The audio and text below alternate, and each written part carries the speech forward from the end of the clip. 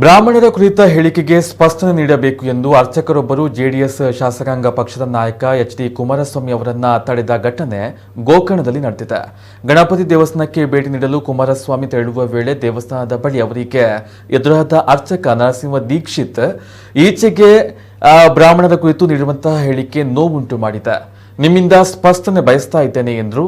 ನಾನು ಜನತಾ ಪರಿವಾರದ ಹಿನ್ನೆಲೆಯವನು, ದೇವೇಗೌಡರ ಕುಟುಂಬದ ಬಗ್ಗೆ ಗೌರವ ಇದೆ, ಆದರೆ ಬ್ರಾಹ್ಮಣರ ಕುರಿತು ಆಡಿರುವ ಮಾತುಗಳಿಂದ ಬೇಸರವಾಗಿದೆ ಎಂದರು. ಅರ್ಚಕರಿಗೆ ಸಮಜಾಯಿಷಿ ನೀಡಿದ ಕುಮಾರಸ್ವಾಮಿ, ಮಹಾರಾಷ್ಟ್ರದ ಪೇಶ್ವೆಗಳ ಕುರಿತಾಗಿ ನಾನು ಹೇಳಿದ್ದೇನೆಯೇ ಹೊರತು ಇಲ್ಲಿನ ಬ್ರಾಹ್ಮಣರನ್ನ ನಿಂದಿಸಿಲ್ಲ.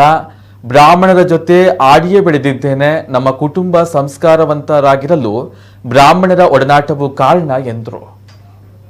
ನಿಮ್ಮನ್ನ ಒಳ್ಳೆಯದನ್ನೇ ಬಯಸ್ತೇನೆ. ಮೊನ್ನೆ ನೀವು ಆಡಿದ ಮಾತು ನಮ್ಗೆ ಬಹಳ ಬೇಜಾರಾಗಿದೆ. ಬ್ರಾಹ್ಮಣ ವಿರೋಧಿ ಇದು ಬಹಳ ಬೇಜಾರಾಗಿದೆ. ಮತ್ ನಾವು ಹಿಂಗ್ ಹೇಳ್ತೇವೆ ಅಂತ ಬೇಜಾರಾಗಬೇಡ್ರಿ. ನಿಮ್ಮ ಮೇಲೆ, ನಿಮ್ಮ ಕುಟುಂಬದ ಮೇಲೆ ಒಳ್ಳೆ ಇದೆ ಉಂಟು.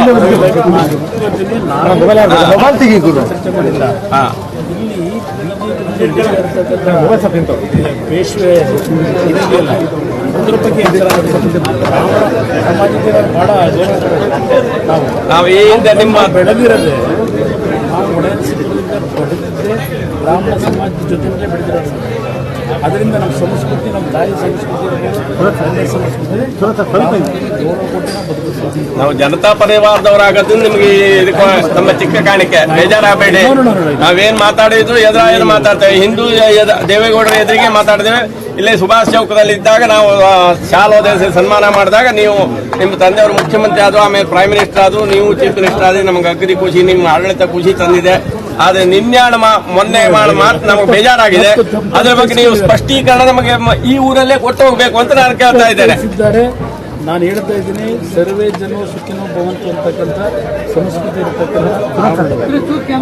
ಗೌರವ ಕೊಡೋದು.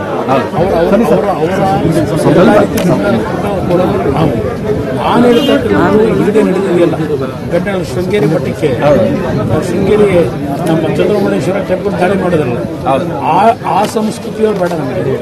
ಅಲ್ಲ, ನೀವು ಅದನ್ನ ಹೇಳಿದ್ದೀರಿ, ದಕ್ಷಿಣ ಕರ್ನಾಟಕದವರು ಅಂತ ಹೇಳಿದ್ದೀರಿ, ಅದು ನಮಗೆ ಖುಷಿಯಾಗಿದೆ.